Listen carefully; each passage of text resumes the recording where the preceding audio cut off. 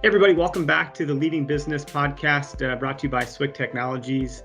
My name is Eric Clark, and we have Shane Kroening with us on the line also, per usual. What's up, Shane? Hey, not much. How's it going? It's going good. Happy Monday. Always a happy Monday. I think happy Friday is probably a more appropriate term, but I guess you can use happy Monday. Sure, we want to be happy on Mondays. Positive outlook going into the week.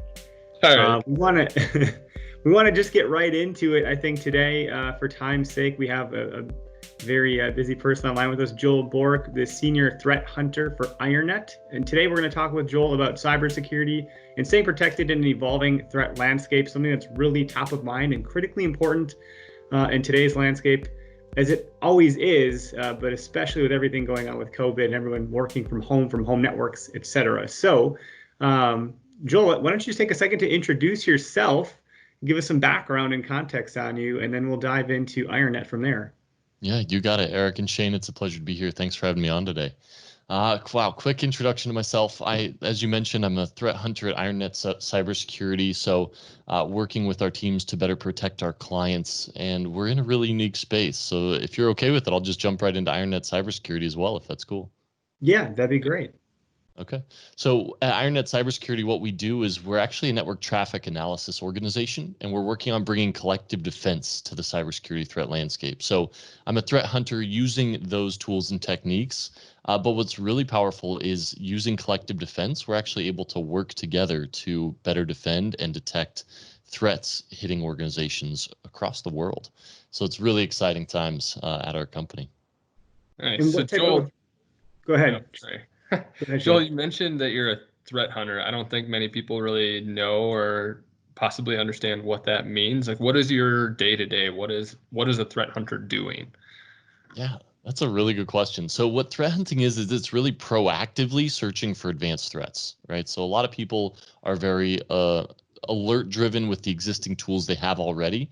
Now we do alerting in our tool, but this is really much a forward thinking, analyzing the behaviors and not just focusing on signatures. So if somebody's watching who doesn't really know what signatures are when you take a threat that exists and you can create a hash for it or a signature. And then you basically push that out to all your tools. So if something matches that exact signature, you'll detect it. But what we know is that all you have to do is change one character and that entire signature changes. So that's why we're here, is to help detect and proactively detect those threats. So you're looking for some of the behaviors that have led to those signatures, so to speak, to identify one step ahead of the game. That's it, right? So imagine somebody changes the signature, but they're using the same tools, the same techniques, right? The stuff they already know how to do. That's much more difficult to change. You almost need a whole new person. But if you can detect those behaviors, now you've taken your defensive capabilities to a new level.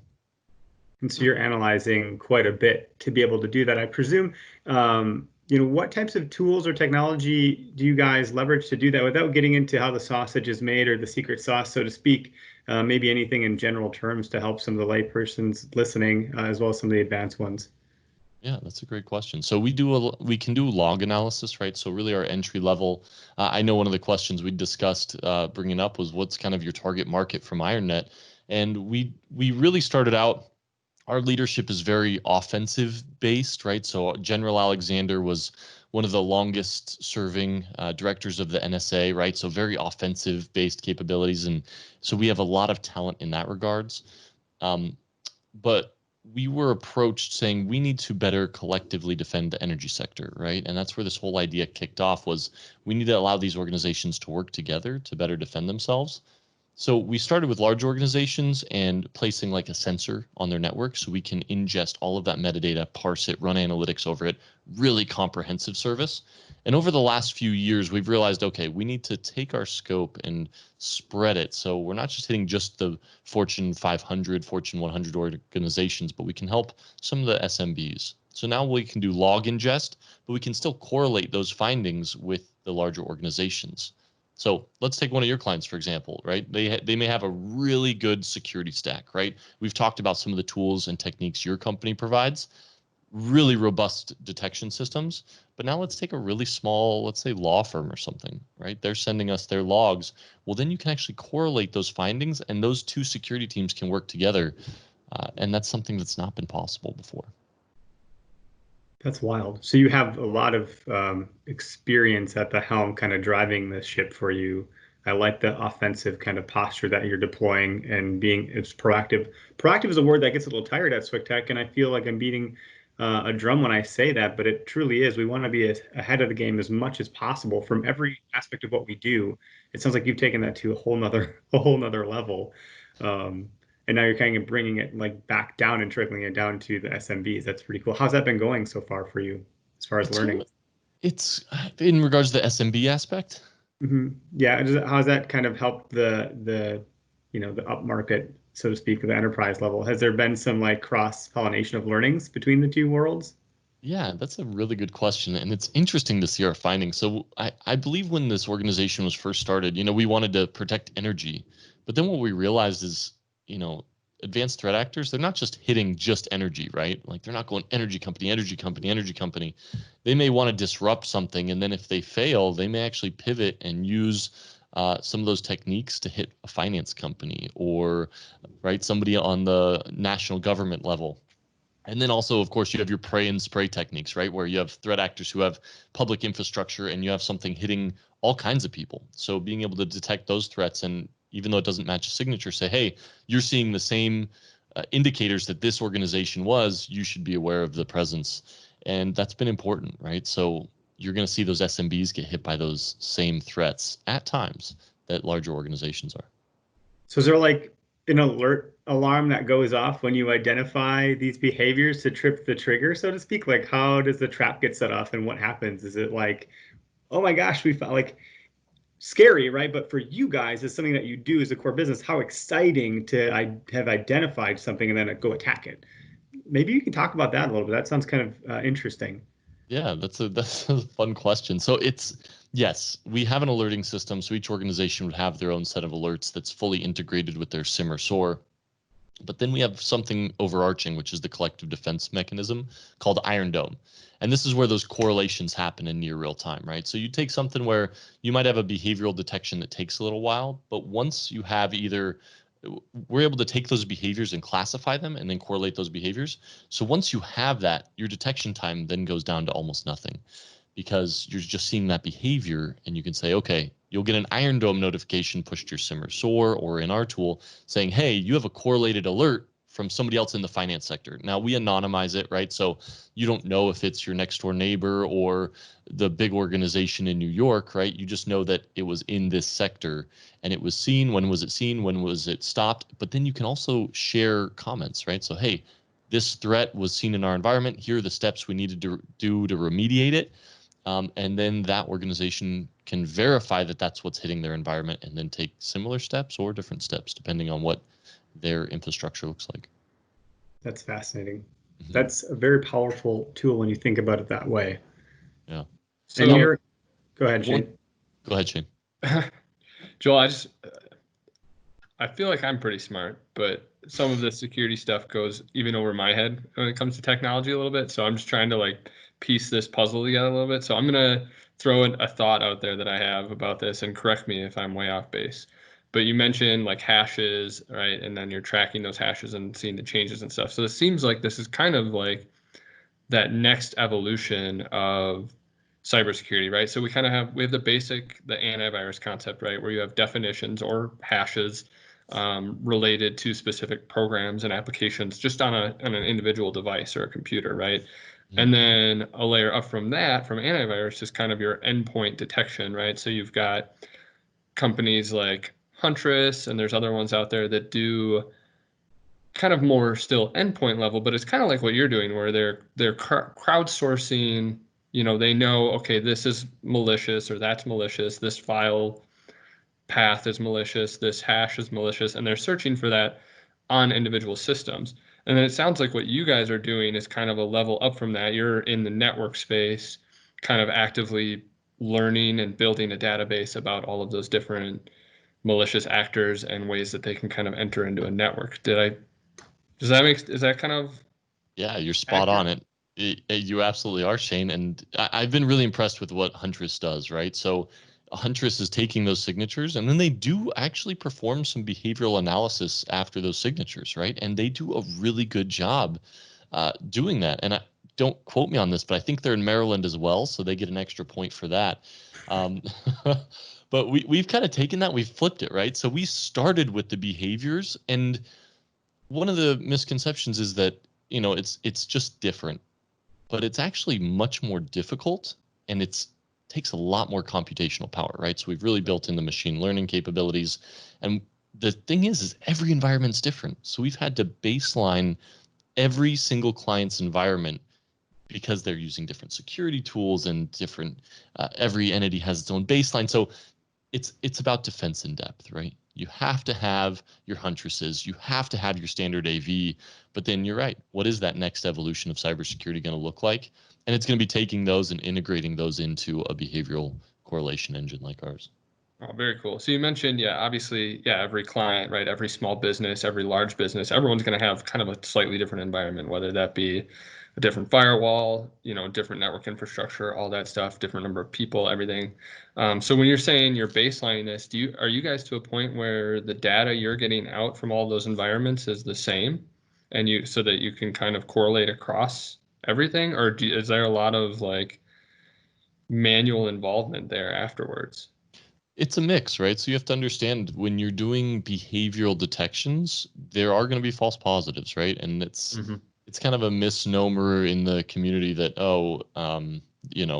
it's an anomaly detection. Like there is no false positive, right? I've heard this from other vendors, but the reality is no, like there's benign, beaconing behavior. While a lot of malware looks like it has beaconing behavior, it's reaching out of your network on a regular basis to its command and control server. There are things in your browser that are totally benign that exhibit similar beaconing behaviors. Yeah, sure. So we do, as part of our white glove service, we come in and our hunters will actually help tune the environment and whitelist a lot of those false positives out. That's great. It's quite the service.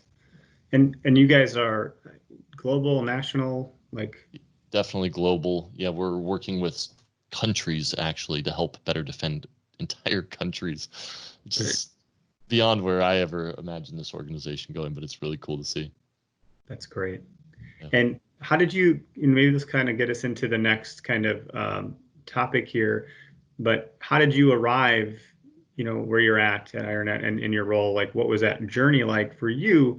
And how did some of the past experiences kind of lend itself to where you're going? That's a good question. And I'll tell you, but then I want to hear more about your company. Okay. So I actually started out as doing FedRAMP pen testing. So when I got into the cyberspace, a gentleman introduced me to another gentleman, and he was just kicking off an organization being a third-party assessment organization. And basically what that means is when a company wants to sell their product to the government and it's a cloud service, right? So think Google, G Suite, whatever cloud service it is, it has to be FedRAMP assessed and certified. So we were the penetration testers who would come in, and if they had mobile applications, we would test those. We'd pen test their network, their web applications, and then we'd even get to do OSINT research or open source research and intelligence, pick their administrators, and craft phishing campaigns. And man, you'd be amazed the amount of people still clicking those links. No, The administrator. we're not amazed. Wow. Unfortunately. We say the same thing to folks, so I hear that. And so it comes back to training your people, right? So, and I don't know, what are you guys doing to you have to train people repeatedly. It has to be ingrained. It has to be part of them as a person. But if you're not a security person, sometimes that's difficult. Yeah, absolutely. And we've tried all different ways to train folks. We do these podcasts and these lessons and learnings and webinars and stuff. So there's all the content we're pumping out there just to try and get the security stuff in front of folks. And then on an actual like client level, we really ask our whole team to preach security to clients. And then we also offer security trainings. So we'll go into a client and teach them all about phishing scams and what to look for in their email, all that sort of stuff. And then we've also more recently partnered with KnowBe4. I'm sure you're familiar with them on the email phishing campaign side to do the fake. As a benchmark, like, hey, we did training. Here's where everyone scored before we came out. We did the training. Here's where everyone scored after the fact. And look, of course, there's still deficiencies here because it's ongoing forever. We always have to be training folks. There's new people coming in. There's people getting promoted, different access, et cetera. So it is an ongoing game, one that, even me as an end user, and I'm not technical, unlike the two of you. So for me, the trainings that we've done that I've been a part of, the osmosis that I've absorbed from those things have helped me greatly, personally and professionally. And I've been able to identify things that, I know are just totally engineered to try to get my attention, and I've been able to identify some of the stopgaps and say, oh, well, this is bad because this sender or the to address or whatever, right? It's a huge, huge part of it. I think, we as humans are the last line of defense. However, we're humans and we're all fallible. So no matter what title you carry, we all have common traits across the human, ecosystem. So it's like, I'm sure it was interesting for you to be crafting campaigns against administrators. At the end of the day, they're still humans too, right? It's true. And, you make them real. The emails are, it's so hard to even tell them apart, right? So at some point you can do it so crafted, and that's what spearfishing is, right? It's somebody who's, if I'm doing open source research, I know exactly what tools your organization uses, right? Are you using ADP for your payroll, right? I can craft an email around that. What are you using for your ticketing system? Is it Jira, right? I can craft an email around that, the email, right? And I can spearfish your organization. So at some point, it takes, Shane mentioned we have to preach security. You mentioned the training and showing that it makes a difference, right? We have to put that on the forefront. But then let me ask you gentlemen a question. What happens when somebody's so good that it's literally not your user's fault anymore and they click that link? How do you detect it? If the domain is brand new, right? It's not on any blacklist. It's been around for a little while, so it doesn't flag any signature detections. That's when the network traffic occurs to that fishy domain, and that's where we come in to help detect that after the click. So fascinating. And are you guys doing anything on the remediation side? Just curious, or is there anybody you're partnered with for that? Because we don't do a whole lot of that ourselves either, for at least ransomware, cyber outbreaks, things like that. And if it's someone that's in our client base, we haven't really had a lot of people break through that. I would, or anybody. I'll join you in that. But we've been engaged by people that are outside of our client base that have had ransomware attacks and things of that nature, and some of them had been engaged with third-party remediation companies where that's all they do is specialize in negotiating those hostage kind of situations and data breaches, et cetera. Are you guys doing anything in that side of things? It's a really good question. And so we've focused on integrations, right, with SIM and SOAR platforms so that those playbooks are followed. And then we do have some partners who are fantastic when it comes to forensic investigations. But that's not really our niche, right? Our niche is reducing that dwell time, because you have to imagine the link's been clicked, somebody's in your network. That dwell time has been over, I don't even know the date anymore, but over 100 days. If you don't have visibility into those activities occurring on your network, they can pivot around. They can, right? Even ransomware. A lot of the time, it's not just one click and, oh, that box is encrypted. Sometimes it is, but for these larger scale attacks, that threat actor is pivoting around the network, encrypting multiple devices when the time's right. So, what is that dwell time? Can you talk about what that is for the folks that might not know what that means? Yeah, that's a great question. How long they're kind of sitting in your network, watching and waiting before they detonate, or? Yeah, so let me pull up the 2019 Verizon report. So Verizon does a report every year on the breaches that have occurred. And what the dwell time is it's saying from the time a hacker breaches your network, right, and gets in, how long do they have in there before your incident response team and your forensic investigators can get them out? And let me see if I can do a quick search for dwell time. So that's like the equivalent of, someone robs a bank. They're not going to linger, right? They're going to get the heck out of there.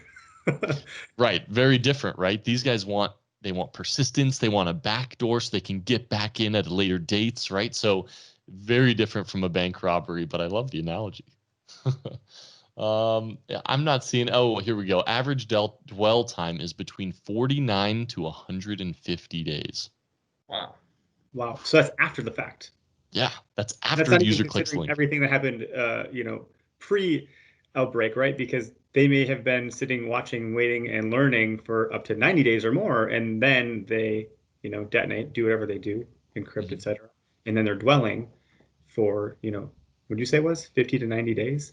50 to 150 days. So what is that, 5 months?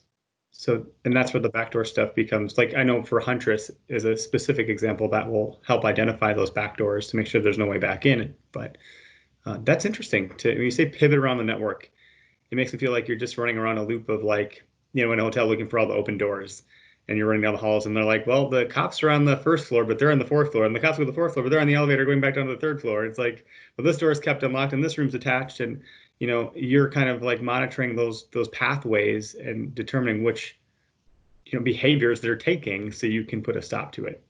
Sorry about the analogies. It's just how my mind. Those are great. I have to be able to visualize this stuff as a That's so good. And then the back door would be the hacker's, like, what, in the ice room, right? With the ice machine, and he's locked himself in there, but he's got a stairwell straight out the back door. Yeah.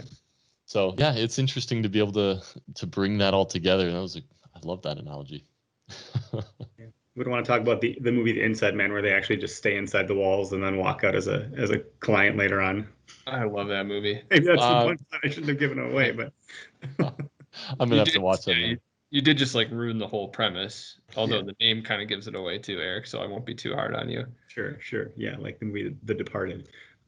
Anyways. Shane, where are we going next? Because I've lost ourselves. Yeah, no, that's all right. I think, I mean, this has all been awesome. I think, we can kind of end on a few good topics. Before we end, you guys got to tell me a little bit more about the services you guys have found really effective for your clients. Yeah, for sure. Well, yeah. And then, I mean, I think that's kind of the next topic here is what are 3 of the best things that people can be doing to protect themselves? And that's where we come in a lot, and I'll let you speak to this too, Joel. But some of the items we've been doing, I mentioned the end user training, right? So helping people learn what not to do and what to do is obviously super valuable, but that doesn't stop the threats from coming in and showing up, right? So a couple of other things we've been doing, we focus big on 2-factor authentication or multi-factor authentication, getting that turned on at the very least for a client's email environment. Right, that's where you're going to see a lot of the threats coming through. And then we do a lot with tools around spam filtering and just kind of spam mitigation. So we use the Microsoft Office 365 suite the most. That's what a lot of our clients have. And so some big items there we focus on the spam filtering side would be like SPF, Sender Policy Framework, and DKIM and DMARC, making sure, right, that the email that is being sent to someone is really coming from where it says it's coming from. It's coming from the person that says it's coming from, all of that. And then we use some more advanced threat tools to control safe links, or control links and attachments, right? So you can scan links and attachments that are coming into email accounts. And if it's malicious, it won't even let the person click on it. If they click on it, it'll take them out to a website that says, no, we're watching this and it's not safe for you to go there, sort of thing. So we're stopping it before the person can even type in their credentials or give away their information. We're trying to mitigate as much of the stuff, if it's like a funnel, right? All the stuff coming in, we're trying to minimize the number of risks coming through to that end user as much as possible and training against that too. Yeah. It's not even to talk about like the hard perimeter and like the firewall permissions and web filtering and things of that nature too. And tightening all those things up and creating different policies, et cetera. Yeah, you're reducing that attack surface, right? I mean, if you can reduce the amount of stuff coming into somebody's inbox, that's just, they may come in exhausted on Monday. I'm not saying any of us are exhausted today, but looks like you guys have all had your coffee. But right, if they only have 2 threats, malicious emails in there, we're programmed to click. But if they have less to have to filter through. Hopefully you're mitigating that attack surface. I love that. Yeah, and there's a balance there too, right? We don't want to just stop mail flow and now all of a sudden our customers are losing leads for their business, and so there's a big balance there, and I think that's where the tools behind the scenes and stuff like what IronNet is doing to be able to learn and understand behavior are huge. They're so critical because we're never going to be able to stop all of the spam from coming in and all of the attacks. But it sounds like what you're doing is, I mean, you guys are on the right track, and it sounds like it's working for your clients. So the thing we like, I mean, it's obviously there are no silver bullets, and the life cycle and anatomy of an attack or cyber attack can come at any crevice and corner. It's not going to follow a linear path. But MFA has been a huge one for us. Password vaults have been a big one, and Some other things that might be a little bit more advanced for some folks is geotagging, like putting a perimeter around a certain geographic area. So if you're outside of this area, you can't even hit our network, right? If we know that 99% of the attacks are coming from Russia, well, if you're trying to log in from there, it's just not going to happen. And so helping clients identify what are those geo networks that they have, can deploy, et cetera. How can we turn that on for certain users and things like that? And that's important because how easy is it not to turn on two-factor authentication or not, right? I mean, it's so easy not to. So just having you guys there, because you're right, two-factor authentication is going to mitigate, once again, reduce that attack surface that much more. So what you guys are doing is essential. Yeah, and then I'd be remiss to not mention backups, right? So it's not technically cybersecurity, but we put all of these security measures in place, and then sometimes something bad still happens. So we got to make sure our clients always have some sort of off-site or air-gapped backup environment where we can restore their data so they can get back up and running if something does happen. And how many times do we see that not happen with clients, right? That they haven't tested those backups. So if you guys are performing backups and testing them, I'm going to say that is cybersecurity. Yeah. I was talking to someone last week. This is off topic, but I'm curious to hear real time, Joel, if you've heard anything like this, and I have some thoughts on it. But I've heard that the ransomware attacks have taken a different approach. So instead of just saying, we've deleted your backups, if you want them back, pay us ransomware, great. It sounds like they've taken it to the next level of, if you don't pay us, we're going to release the data to the world. Right? If it's customer sensitive information, if you don't pay us, we're going to put it out into, I don't know, the dark web or wherever.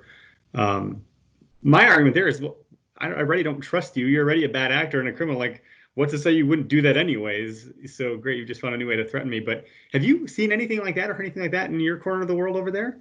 Yeah. So, all right. So I got to do a shameless plug. Last week, Bill Swearingen, my podcast co-host on Collective Defense podcast, it's at collectivedefense.net, but we just did an episode called Ransomware, to pay or not to pay. And what you're describing is Maze Ransomware. So it's crazy, but there's actually a ransomware group who's got a reputation, and what they're doing is they're doing exactly what you said. Encrypted, they'll take a copy of your data, right, and they leave yours encrypted, and they said, okay, if you're not going to pay us, we'll start releasing data, and they do. And they'll give a snippet, and they'll say, okay, pay us, or we'll do more. And they do until they're paid. It's like taking hostages and saying, okay, we aren't bluffing. So do you negotiate with them? I don't know, right? I don't know. It depends on what type of position you're in, because if your data's backed up, at that point, you're in a different paradigm. Right. That's not just backup anymore. Well, and that so you need to tighten up your perimeter as much as you can to prevent these attacks from even getting through to begin with. Yeah, but once again, that's a world that I know very little about. It's just conversationally very fascinating to me, because it's, some ethics come into that, right? Well, and it was interesting. So in this podcast we did, Bill's job was to just tell me not to pay. And before the podcast, he goes, "Oh, this is going to be easy. Like, I could tell you not to pay through any scenario." And I throw him the first scenario, and he's like, "Oh, I'd pay it. I'd pay it." I was like, but we got into, you'll have to listen to it, but we got into it for a bit. And there was a city in Florida, and you mentioned, that I won't get personal, but somebody moving to Florida, Shane. There's a city in Florida, and they got affected by ransomware. It affected the delivery of water to their constituents. Yeah. And now you're talking about human life on the line. Now, do you pay it or do you not? They did. And it was like $600,000. Wow. Right? So would quality backups help? Absolutely. Would two-factor of authentication help? Absolutely. You have to make sure it's turned on for everybody, right? It's about continuous security awareness training. It's about being able to detect them once they're inside your network so they don't get that far, right? And it's defense in depth. And yeah, that makes me think that just the aspect of them getting, not only is someone in your network, not only have they now encrypted your data, but now they also have a separate copy of it somewhere else and they can release it to the world. Makes me think about how much more these cloud platform as a service solutions are going to be so much more valuable to businesses as we continue down the cloud path and the software as a service path, right? When we're talking about Google Suite or Microsoft Office 365, they have a lot of tools these days where you can turn on information protection, right? Data protection, where it can sense and see when so-and-so downloaded an unusual amount of data or a file that has private information that's not supposed to be accessed, that sort of stuff. It's going to be really interesting as the landscape shifts more and more to those services. And I'm not sure if that's going to be the solution, if that will stop some of this or not, but I sure hope so. Well, and even more so with this COVID-19 thing happening right now, as people go more and more remote, right? It just makes more sense to go that route. So once we figure it out and we look back, you guys will have to have me on again. We'll talk about it. Definitely. Yeah, it's not a bad idea at all. And we kind of hit on it, but like, what are in your professional opinion, what are the top 3 things people can be doing to level themselves up to become more secure? Yeah, I mean, I think we hit on it, right? You have to increase your detection capabilities, and network traffic is one of the places you can do that. 2-factor authentication, please hire these guys so they can help you turn it on. End user training is essential, right? But then you have to have a team monitoring that stuff, right? So it's difficult to find the right cybersecurity professionals, but it is a task worth doing. That's good. Cool. How do people find out more about you and what you have going on? Yeah, so from an organizational perspective, our company just launched their new website, so ironnet.com. Also, I'm on LinkedIn, so just search Joel Bork. There's only one of me, so I'm not too hard to find. But I'm looking forward to connecting with you guys on there. And then once again, collectivedefense.net. That's my podcast that we're running for IronNet. Yeah, Joel, I am super to check out the Collective Defense podcast. Can you give us just a quick elevator speech on what your podcast kind of all encompasses? Yeah, I mean, collective defense, right? When we talk about, and I need to quit saying right, I've realized I've said that a few times already, but the collective defense podcast, it's about coming together, realizing what threats are hitting the collective community, and then what are tips we can give everybody, right? So it may not be, okay, you have to have our platform, but just like this, turn on 2-factor authentication. That would mitigate this risk. What can you do to get backups activated? What cloud services can you turn on, right? So that tip alone, if somebody who was using O365 knew that they could turn on data protection services, they may not have known that, but it could save them a world of hurt later on down the road. So that's what the Collective Defense podcast is about. It's about talking about news, cybersecurity news, and then what people can do to help mitigate that. That's great. I like the kind of 2-form factor of that. Here's what's going on. Here's some things. We'll bring it back down to earth and make it more practical. That's great. Very cool. Shane, it looks like we got to do a plug here for ourselves. We do, yeah. It sounds like we have a webinar coming up, Eric.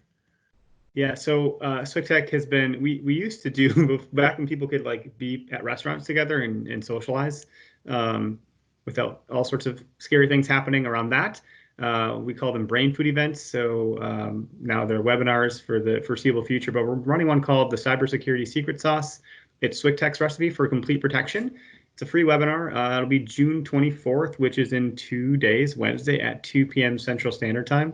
And you can go to swigtech.com/events or just go to our events tab and you'll see our webinars there and you can register for free through Eventbrite. If you know anybody that might want to attend this, they're really informative. We do a good job with these things. Yeah, I'm excited about that one, Eric. We've done brain food events around that cybersecurity topic as well, and it's going to be a lot about what we touched on today with Joel, but also kind of more of our formula, our step-by-step process for the things we can light up for a business to help protect them. Yeah, very good. Cool. I'll be there, guys. Thanks for having me on. Great. Yeah, thanks for joining us, Joel. It was super enlightening to hear more about IronNet and just threat hunting in general. So thanks for sharing all of that. You got it. Let's do it again sometime.